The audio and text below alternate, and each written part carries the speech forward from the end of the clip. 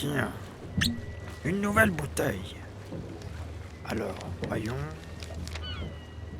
J'ai vu une boule de lumière. Eh bien, mon cher Scrum, voilà une anecdote qui mérite d'être contée.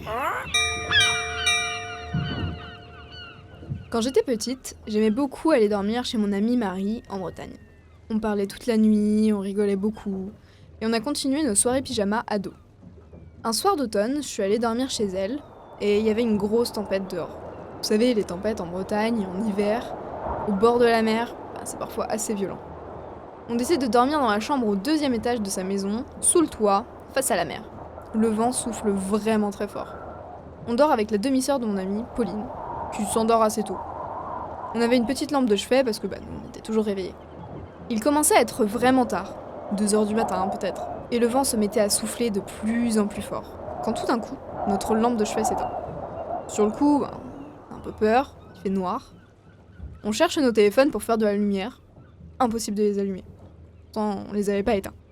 Là, on commence un peu à paniquer. Pile à ce moment-là, Pauline commence à grommeler quelque chose. Comme elle dort près de l'interrupteur, on essaie de lui dire d'allumer la lumière, mais elle a pas du tout l'air de nous entendre. On finit par comprendre qu'en fait, elle dort, parce que ce qu'elle raconte n'a vraiment aucun sens. Donc on résume. Il y a une tempête, avec un gros orage. On dirait que le toit va s'envoler. Il fait complètement noir, nos téléphones ne fonctionnent plus, et Pauline est possédée. Énorme panique. Marie finit par se lever et court vers l'interrupteur. Et là, vous en doutez sûrement, pas d'électricité. Pauline est toujours possédée, donc on commence à avoir vraiment très peur. Marie décide donc d'ouvrir la porte pour appeler son père qui dort dans la chambre à côté. En face de la porte, dans le couloir, il y a un espèce de Velux. Quand Marie ouvre la porte, on voit une espèce de boule de lumière au niveau de ce Velux qui reste suspendu là, dans le vide, quelques secondes, avant de disparaître en tombant au sol. Nous, on hurle de peur avec Marie. À ce moment-là, Pauline se réveille et allume la lumière, un peu comme si de rien n'était, comprenant pas trop ce qui nous arrive. Je prends mon téléphone et il s'allume. Le père de Marie sort de sa chambre avec la tête de quelqu'un qui vient de se réveiller avec des hurlements et nous demande ce qui nous prend de crier comme ça à 3h du matin. Avec Marie, on n'a jamais vraiment compris ce qui s'était passé cette nuit-là.